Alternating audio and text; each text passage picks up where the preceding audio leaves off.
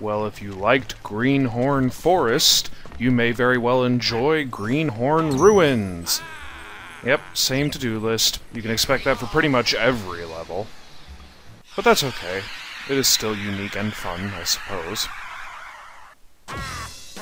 How exactly did he stick his head into rock as if it was sand? I don't know. Anyways, first couple treasures here are pretty self-explanatory. First one is easily findable. Couple boring enemies. Already we have a Spriteling, red one to start, as always. Yeah, they do actually give decent advice, but it's all stuff that we know, so I don't really feel the need to show it. I mean, he's talking about attacking, which I will blatantly disregard for those enemies, and go ahead and get... this swing ding, doesn't matter. We know how to use it already, basically. Oh, did you think we forgot about a certain treasure over here? Well, you might have been right if I'd been so inclined to just keep on going and bash enemies to my heart's content instead of focusing on what's really important. Aha! One thing you'll note about this game is that pretty much any time there are breakable blocks, you can break them, and you'll find something. More often than not, it's just a treasure. In some cases, it'll actually hide a hatch that you have to go down to find more red diamonds and statue parts in some instances. Man, I love getting all this money that we'll never use. Or we'll probably very rarely use at any rate. Ah yes, you remember the ancient ruins that had spinning puzzles, and metallic doors, and spinning activated switches for some reason. The less you think about it, the more it works. Damn it, Triceratopses! Stop blocking my hits! Even my fat head couldn't stop you. You'll rarely see me throw a Wario head statue. It's pointless to do. Ooh! New thing! A hatch that is blocked, and it can only be opened with a pile driver attack. And it leads to this. Yeah, this is the kind of odd section of Wario World where everything else is kind of whatever, just basic treasure hunting stuff, but every once in a while you'll find a hatch door that has to be pile driven into. Yeah.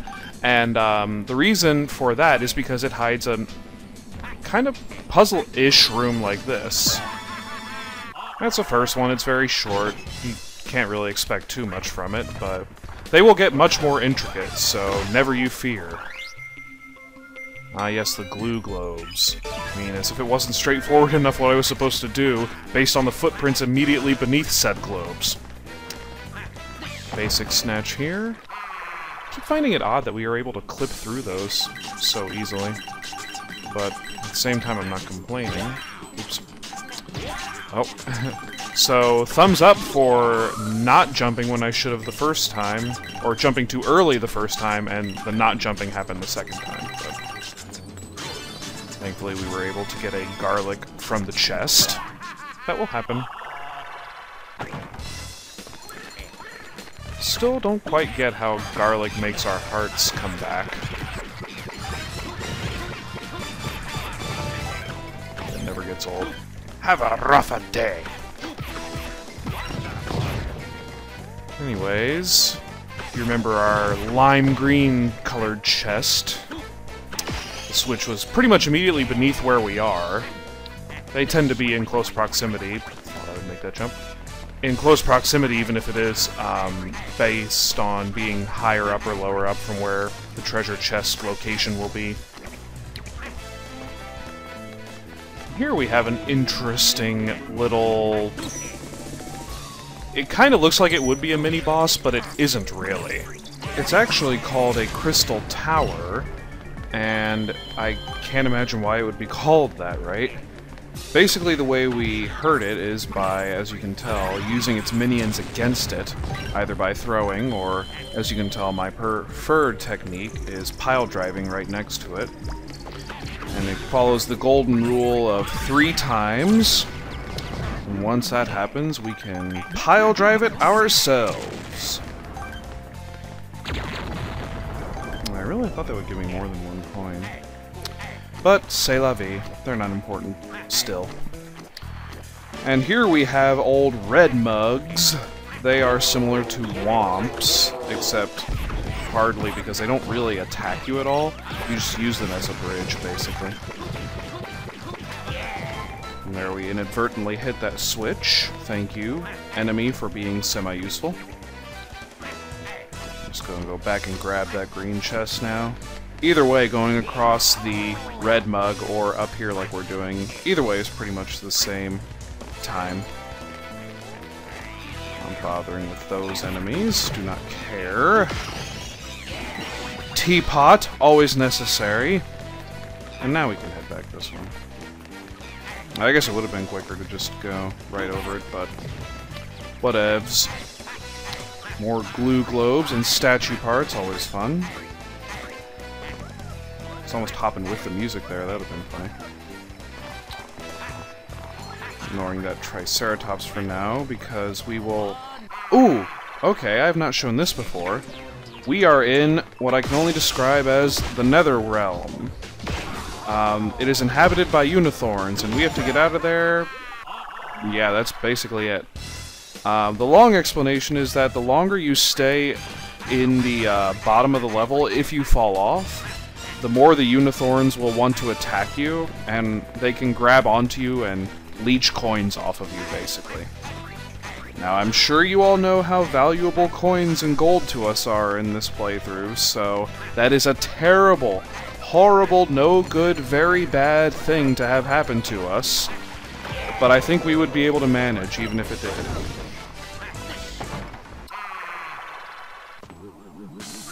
Yeah, it really wouldn't be a problem at all. And this is the first shaft where really the use of the C-stick actually helps, and is kind of necessary in terms of turning around so you can actually see where you're jumping. Anywhere you jump, though, the spiked balls won't hit you, because it looks like they're rotating outside of the boundaries. So even if you jump on the side, as long as you jump where the hole is that's supposed to let you jump up, you won't get hit by them. I haven't really talked much about those anchirons. I think that's how it's pronounced. Primarily because you can't kill them, and they are not really a threat. Battle ring, whatever, we'll get to that in a second. After another shaft. Yeah, this one's a real brain duster. I keep wanting to think in this game that I have a double jump. I can't imagine why, though. Must have been playing too much Dust Force lately. So, gonna go back and... Yeah, I'll be editing that out every time that happens, because that is pointless to keep showing. Main reason I was coming back here was to hit a couple more switches for our treasures, and also to get in a couple more statue pieces, always important. Yes, it is yours, Wario. Very good. Jeez, I feel kind of bad for hitting the red mugs like that, because it sounds like you really hurt them, and they're not doing anything. They're just kind of chilling there. They're standing, and you knock them out flat on their backs, and you step all over them after that. Talk about insult to injury. Not mess with these Triceratopses. Sometimes I have half a mind to jump, sort of coming towards the screen to get around to the treasure chest. I've done that a couple times in other playthroughs, but then what ends up happening more often than not is that I'll end up just falling off the side, so I don't want to have to keep risking doing that. Almost did, right there. So as this blue, I think it was, Spriteling pointed out, we've got a battle ring, and it is incredibly fun. The word that comes to mind is honestly pointless. Because yeah, it's fun to beat the crap out of stuff like this, these Magons, and sooner these Cracktles, there they are. And later Triceratopses. That's pretty much the extent of what we fight. See, there's our main enemy. But yeah, the only thing we're working towards getting here is beating up more guys to get more coins. Which, you know, is fine and all if you actually care about that kind of stuff, but Pretty much we do not for this playthrough. It is worth it, though, to hear those lovely catchphrases of his. Oh no, I gotta get them all before... Yeah, and anyway, as you could probably tell, it just repeated. It starts over, it's like an endless cycle of enemies for as long as you keep going. And that's all we get, we just get coins! Not even any treasures, just coins! It's like, why are you making me go through this? It's pointless, and I wasn't having fun. But anyways... got ourselves another pile-driving hatch. Excellent is right, Wario. Now, as you can tell, they're probably starting to vary a little bit. I cannot underline the words "little bit" enough, because... whew, these cogs could not spin any slower! If you were playing this in the GameCube era, you were probably used to playing Super Mario Sunshine by this point. I believe that came out before this one did. So you're used to going to other realms to work your way towards treasures. And those are actually challenging. And they have puzzle pieces, or even cogs, that look just like that spin at decent speeds. It's like, why are you going so slow? We've got treasure to grab, man!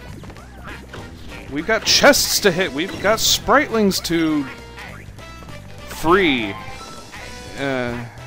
I admit our agenda is not the strongest one, but, you know, whatever.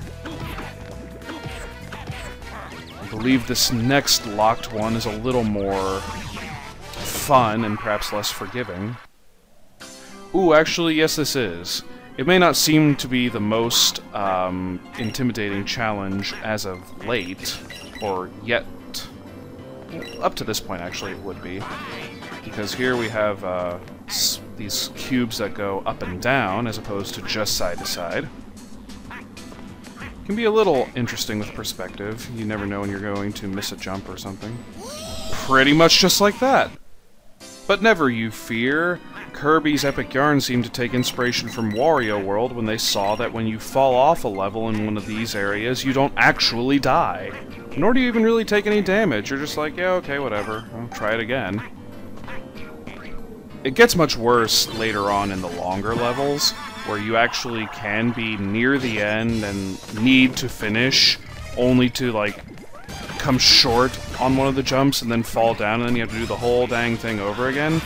Near the end of the very, very short amount of these, actually, you'll notice that there is a moment where it gets very puzzle-like, very intricate in your jumps, but that is for another day. I know this looks daunting, but the puzzle piece, excuse me, the statue piece and the red diamond are in the exact same place every time. And the statue piece is always on the right side. This was the middle. Maybe it's not always in the exact same spot. Because on the game facts they said the red diamond would be in the far corner. But to be fair, they were pretty close. So maybe it's in the general vicinity or whatnot, I don't really know. There was one time where I did legitimately throw every single Wario head to see if there was anything else I was missing.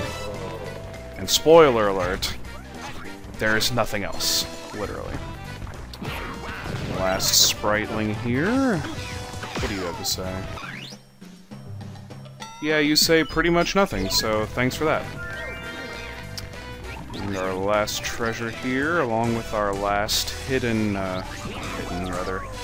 blocked off shaft that we need to pile drive. Just gonna go back and find the puzzle switch. I'm trying to remember exactly where it is. Take that, Angiron, I hate you. Not really, I'm sure he's a nice guy. Nothing like here. Oh, I remember where it is.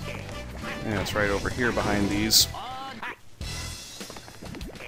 Behind these blocks, like I was saying. Right there, yeah. Again, I seem to not have heeded my own words earlier in the video where I was saying, yeah, you need to break every single block to make sure you find something.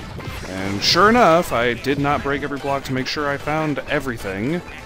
And there it was. So, Now our chest is here. And we will, after this... Hey, that's a Nintendo. I mean, because Nintendo always has to do that. There always has to be an NES in every Nintendo game, pretty much. Last pile-driving shaft. Oh, lucky I clipped into that one. And this is the easiest one in the game. Literally, hold forward.